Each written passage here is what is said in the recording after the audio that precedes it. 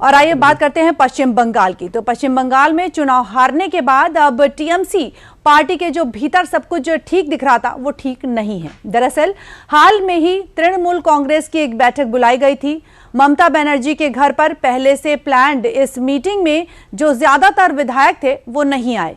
ऐसे में सवाल ये उठने लगा कि क्या तृणमूल कांग्रेस भी टूटने वाली है। ऐसे में चर्चाएं शुरू हो गई कि क्या ममता बनर्जी और अभिषेक बनर्जी के बगैर एक नई तृणमूल कांग्रेस जन्म ले सकती है।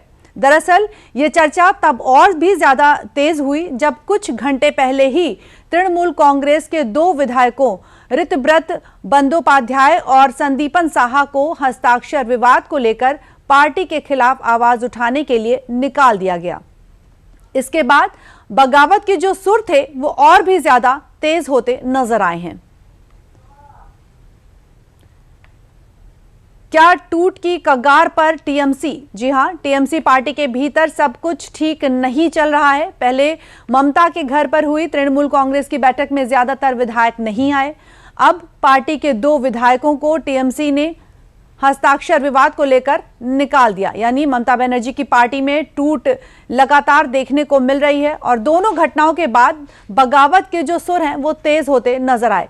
मतलब चुनाव से तो हार ही गई है ममता बनर्जी, क्या पार्टी भी उनकी फेल हो जाएगी? यानी दोनों घटनाओं के बाद जो विवाद है वो और भी ज्यादा तेज होता नजर आ रहा है। बंगाल में भी महाराष्ट्र मंडल दोहराया जाएगा, ऐसी कुछ जो चीजें हैं वो सामने निकल कर आ रही हैं। ममता बनर्जी की पार्टी में कुछ ठीक नहीं है।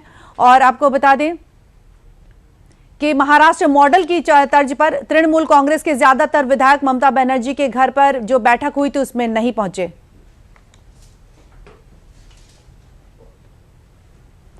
और इस विषय पर अधिक जानकारी ले लेते हैं, हमारे साथ जुड़े हमारे संवाददाता।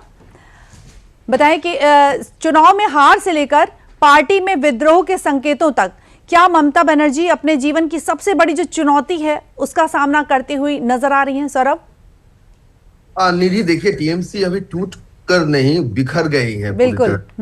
क्योंकि बिखरा हुआ ये टीएमसी है जिस टीएमसी में पहले आप सिर्फ 6 मई को देखिए जब उनके 9 विधायक नहीं पहुंचे बैठक, फिर 19 मई को 19 विधायक नहीं पहुंचे और आखिरकार 31 मई उस दिन 20 विधायक आए, 60 विधायक नहीं पहुंचे। तो पूरे मई का महीना जो है वो मई का महीना टीएमसी के लिए बहुत ही खराब दिखाया गया है। और अभी जो स्थिति है जब ऋतव्रत बंदोपाध्याय और संदीपन साहा को एक्सपेल किया गया है कि इस बात सामने रखे कि वो पार्टी के खिलाफ जाके काम किया है, तब ऋतव्रत बंदोपाध्याय और संदीपन साहा का काम है असल में पार्टी की तरह काम नहीं कर रहा है, एक कॉर्पोरेट की तरह काम कर रहा है। तो उनका निशाना कहीं ना कहीं जाके अभिषेक बनर्जी के ऊपर है। और ममता बनर्जी कल भी जो बयान दिए हैं उसमें साफ तरीके से वो अपने भतीजे को गार्ड ही किए हैं। लेकिन इसके चलते आज ममता बनर्जी की एक प्रोग्राम है, उन्होंने रानी रासमनी रोड में एक प्रोग्राम रखा है बीजेपी के खिलाफ। उस प्रोग्राम में भी देखना पड़ेगा कि कितने टीएमसी के लीडर्स देखे गए, कितने लोग आए उस क्रम सूची में। और देखा जाता है कि ममता बनर्जी खुद रास्ते पर आती है और उनके जो नेता हैं वो नहीं आते हैं, तो संकेत साफ है। और ये भी सुना जा रहा है कि एक होटल में, शहर की एक होटल में जो विधायक है, जो 60 विधायक नहीं आए, उनका एक बैठक हुआ है। आज भी नजर रखना पड़ेगा कि वो लोग स्पीकर को जाके, जिस तरह से उन्होंने, उनकी जो पार्टी है वो टूट रही है, तो उन्होंने ये आरोप लगाया कि भाजपा जो ये धमकी दे रही है और वित्तीय प्रलोभनों के जरिए जो टीएमसी के विधायक हैं और सांसद हैं उनको अपने पाले में करने की कोशिश कर रही है। ये आरोप है ममता बनर्जी का।